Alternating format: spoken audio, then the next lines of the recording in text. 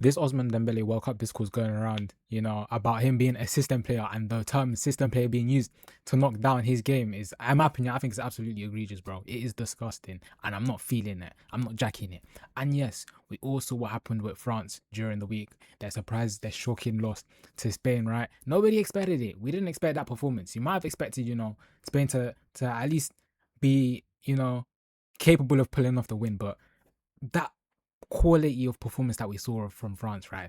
France putting in that week of a performance, nobody saw that. And the focal point of that performance, or like the main focus of that performance, was how bad, obviously the defense had their mistakes. Upamecano and Digne was shaky as heck, but all the headlines went to that French attack, Elise, Mbappe, and Dembele. Like, just really, service wasn't able to be servicing. The service wasn't able to reach those guys. It wasn't able to reach the attacking department of the French team. And really, they were just scarce of opportunities. Spain were really keeping the ball.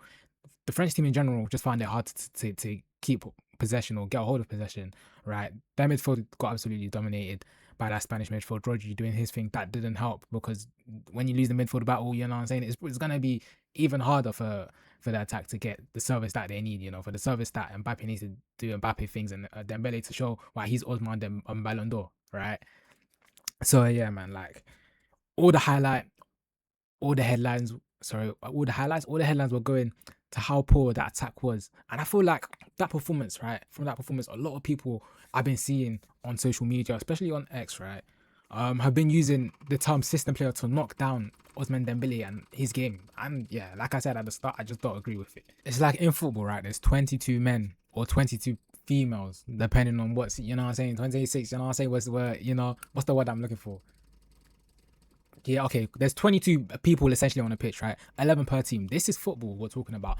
And the term system player being used to knock down a player, I've never got with that. I've never understood that, because it's like, at the end of the day, in this sport, you do need the correct infrastructure. You do need the correct network in order to win, in order to get the best out of people or the best out of players, bro. You need that network, you need that base, you need the foundations, right? Football isn't like other sports. And I feel like in football, people try, play out storylines or play out fantasy worlds and fantasy scenarios and what they want to see in football. And that's not how the game is played. Like, I feel like people want every time for there to be like, players to consistently step up, like 2018 LeBron carrying niggas on their backs, like, Washington, come here, bro. You know what I'm saying? I'm gonna average like 32 points on you. LeBron though, LeBron versus Toronto, we all know how that went down. LeBron versus Boston, you know what I'm saying? Come here, I'm gonna average 30 on you. Like, I feel like folks wanna see 2018 LeBron every single time, and it's like they have this kind of schema that they build storylines or like fantasy worlds on how they wanna, see things play out on the football pitch. And I feel like, again, the sport ain't played like that, you know. And even LeBron, listen, I mentioned LeBron. Even LeBron couldn't do it like that. Even LeBron, he lost to the Warriors in 2018. He couldn't do it that without the correct infrastructure, the correct network built in place, without the correct foundations. You know what I'm saying? That 2016 ring that Cleveland got, Cleveland, this is for you. As great as LeBron is, look, we're using LeBron as an example, the greatest basketball player ever. The guy who I'm using as an example in this video, he couldn't have done it without, the correct infrastructure around him, without Kevin Love, without Kyrie Irving. Kyrie Irving hitting the biggest shots in NBA history, and Kyrie was going insane in that final series as well, right? I think at one point, one of the games, both of them dropped like 40 points, which was insane. That goes to say, you need the correct infrastructure around you. That year, LeBron had the correct, he had the correct tools around him. He had Kevin Love, Smith, Kyrie, Thompson. Like, he had the infrastructure, he had the network around him for him to be set up, for him to flourish, right? For his strengths to come out. And this comes to like one quote I quote LeBron say in one of Kai Cenat's streams, right? It was like, I'm gonna paraphrase here because you guys already know, in it. Like, at times I do be forgetting a lot of things, right, or a lot of words when it comes to quotes. But it's like, I think he said something along the lines of, "No man has ever done it or can do it by himself." And I feel like, that's such a powerful phrase, and I see that in sports as well. And people forget that concept, you can't do it by yourself. No matter how great you are, you can't do it by yourself. You cannot. And then coming back to LeBron, I know this is about Dembele, but it's like, if LeBron, we've seen LeBron speak over his career on many occasions, right, about him teaming up again with Kyrie and how he always wanted to get the best out of Kyrie or bring the best out of Kyrie. If LeBron did not maximize Kyrie, if the Cavaliers did not try to maximize Kyrie to the best of his abilities, Cleveland don't go on and have that 2016 ring. They don't have Cleveland, this is for you. LeBron does not accomplish what he accomplished in Cleveland if he didn't try to maximize, what he had with Kyrie. And he doesn't accomplish what he accomplished with the Lakers if he didn't maximize Anthony Davis, bro, with the Lakers, So listen, you need the correct infrastructures, you need the network in place. And again, you don't really see people bashing LeBron about him being a system player, or you know what I'm saying? Like, that's why I kind of feel like, bro, and that's basketball, right? That's basketball. I'm not even talking about football. I'm gonna talk about football soon, innit? But it's like that notion of system or being a system player and using that, kind of phrase to knock down a player. I don't really, understand it. I've never really got with that. If you know what I mean. If you guys are enjoying these videos, please like, what I'm saying. Please subscribe as well. That'll be appreciated. And it's like onto football, right? Even the greats of the game in football, Messi, R9, Maradona, all of these guys, even Ronaldo himself, right? They would not have been able to become successful if they didn't have a network, if they didn't have a system, going around bringing the best out of themselves, bringing the best out of their strengths and their teammates' strengths.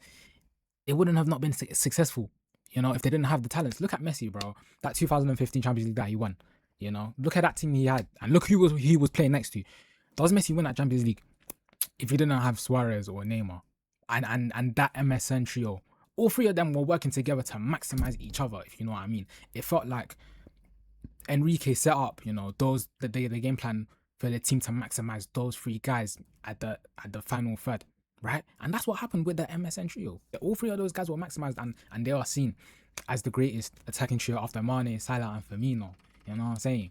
But I don't want to drift off too far, but it's like that's just an instance of like, bro, all the greats, right, needed a system or needed a network around them to be great. You can't do it by yourself, So it's like I've never understood this notion of system player again being used to knock or discount someone's game. I've never got that. Speaking about networks and speaking about systems, infrastructures in a team, coming back onto the French team, and why I don't get the discourse going around about Ousmane Dembele is France is not set up like PSG. The French national football team is not set up like the Paris Saint-Germain team, especially Luis Enrique's PSG team, right?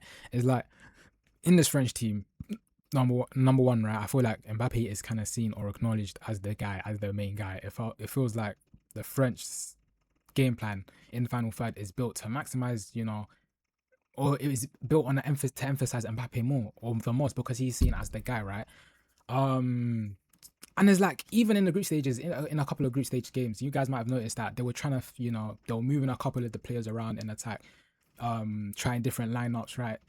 Because they just didn't know, because they had so many elite players, right? They just didn't know who to fit where, And I feel like that was the case with Dembele. I feel like in a lot of the first couple of games of the tournament, they were trying to figure out Dembele's best position in the team. But that never really happened with Mbappe, because Mbappe was just going to play in one position. His position was locked in the team. His role was locked in the team. What he was meant to do was locked into the team. Expectations were locked into the team.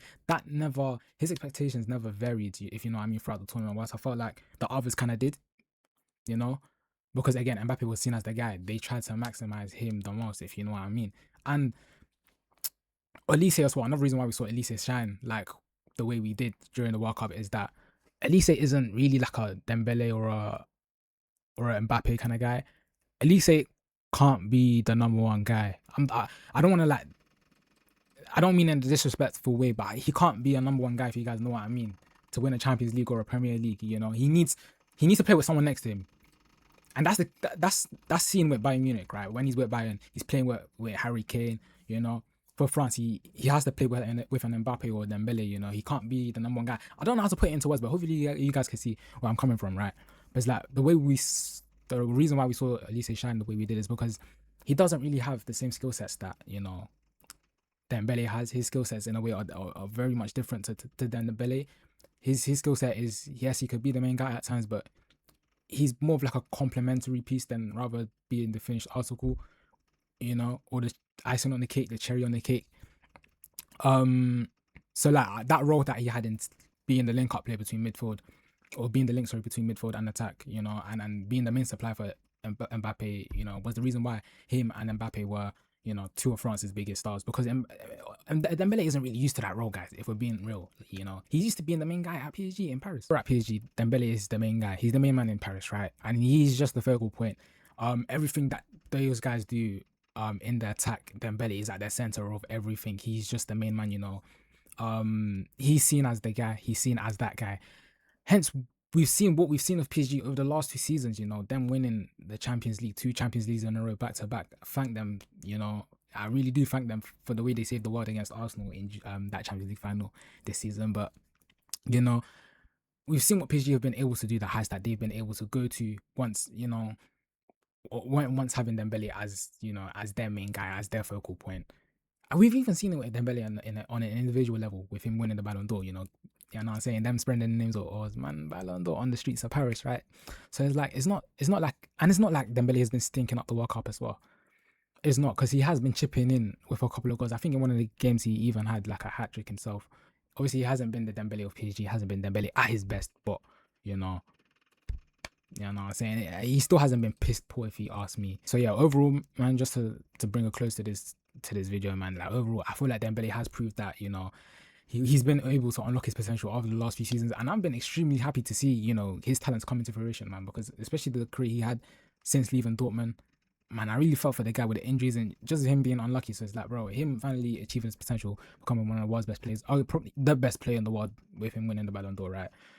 It's been great to see, from that perspective. Just yeah, we were able to see him become one of the best players in the game. And the World Cup, in my opinion, this World Cup performance or this World Cup tournament shouldn't be used to discount or discredit his game in general, right? Because again, bro, we've seen him, what he's been able to do as the guy, and now that he's in a team or he's playing in a role where he's not used to that, he hasn't been playing as a complementary piece rather than being the finishing article. That kind of change, sudden change in play style, but also mentally, it can take a lot. It's the change that's not going to happen in just one tournament. And I feel like when we come back to club football, we're going to see Dembele being the Dembele he is, right? But hey, that's just my take on it, guys.